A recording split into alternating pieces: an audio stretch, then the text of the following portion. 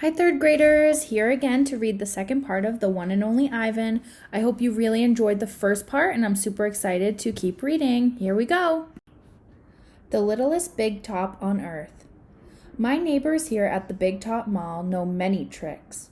They are an educated lot, more accomplished than I am. One of my neighbors plays baseball, although she is a chicken. Another drives a fire truck, although he is a rabbit.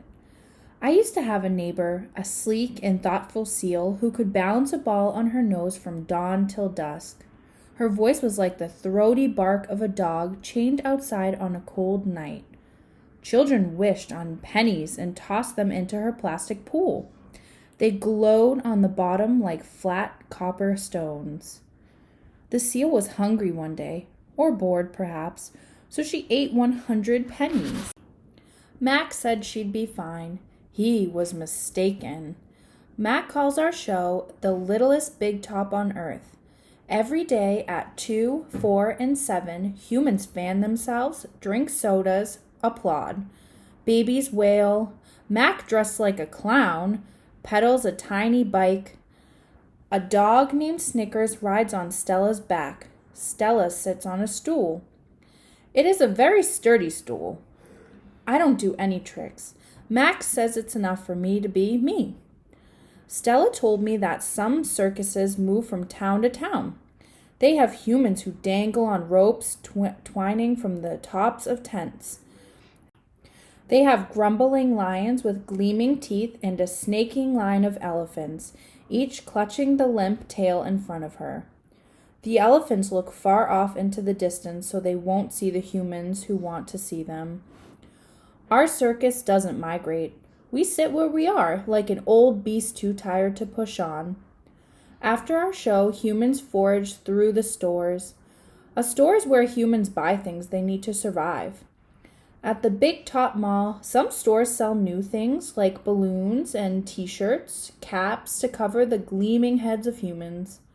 Some stores sell old things that smell dusty and damp and long forgotten. All day I watch humans scurry from store to store. They pass their green paper dry as old leaves and smelling of 1,000 hands, back and forth and back again. They hunt frantically, stalking, pushing, grumbling. Then they leave, clutching bags filled with things. Bright things, soft things, big things. But no matter how full the bags, they always come back for more. Humans are clever indeed. They spin pink clouds you can eat. They build domains with flat walls. But they are lousy hunters. Gone. Some animals live privately, unwatched, but that is not my life. My life is flashing lights and pointing fingers and uninvited visitors. Inches away, humans flatten their little hands against the wall of glass that separates us. The glass says you are this and we are that, and that is how it will always be. Humans leave their fingerprints behind, sticky with candy, slick with sweat. Each night a wary man comes across to wipe them away. Sometimes I press my nose against the glass. My nose print, like your fingerprint, is the first and last and only one. The man wipes the glass, and then I am gone. Artists. Here in my domain, I do not have much to do.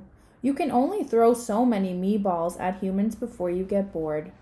A meatball is made by rolling up dung until it's the size of a small apple, then letting it dry. I always keep a few on hand. For some reason, my visitors never seem to carry any. In my domain, I have a tire swing, a baseball, a tiny plastic pool filled with dirty water, and even an old TV. I have a stuffed toy gorilla, too. Julia, the daughter of the wary man who cleans the mall each night, gave it to me. The gorilla has empty eyes and floppy limbs, but I sleep with it every night. I call it Not Tag. Tag was my twin sister's name. Julia is 10 years old. She has hair like black glass and a wide half-moon smile. She and I have a lot in common. We are both great apes, and we are both artists. It was Julia who gave me my first crayon, a stubby blue one, slipped through the broken spot in my glass along with a folded piece of paper. I knew what to do with it. I'd watch Julia draw. When I dragged the crayon across the paper, it left a trail in its wake like a slithering blue snake. Julia's drawings are wild with color and movement. She draws things that aren't real, clouds that smile and cars that swim. She draws until her crayons break and her paper rips. Her pictures are like pieces of a dream. I can't draw dreamy pictures. I never remember my dreams, although I sometimes awake with my fist clenched and my heart hammering. My drawings seem pale and timid next to Julia's. She draws the ideas in her head. I draw the things in my cage. Simple items that fill my days. An apple core, a banana peel, a candy wrapper. I often eat my subjects before I draw them. But even though I draw the same things over and over again, I never get bored with my art. When I'm drawing, that's all I think about. I don't think about where I am, about yesterday or tomorrow. I just move my crayons across the paper. Humans don't always seem to recognize what I've drawn. They squint, cock their heads, murmur. I'll draw a banana, a perfectly lovely banana, and they'll say, "It's a yellow airplane." Or, "It's a duck without wings." That's all right. I'm not drawing for them. I'm drawing for me. Max soon realized that people will pay for a picture made by a gorilla, even if they don't know what it is. Now I draw every day. My works sell for $20 a piece, $25 with a frame, at the gift shop near my domain. If I get tired and need a break, I eat my crayons. Shapes in clouds. I think I've always been an artist. Even as a baby, still clinging to my mother, I had an artist's eye. I saw shapes in the clouds and sculptures in the tumbled stones at the bottom of a stream.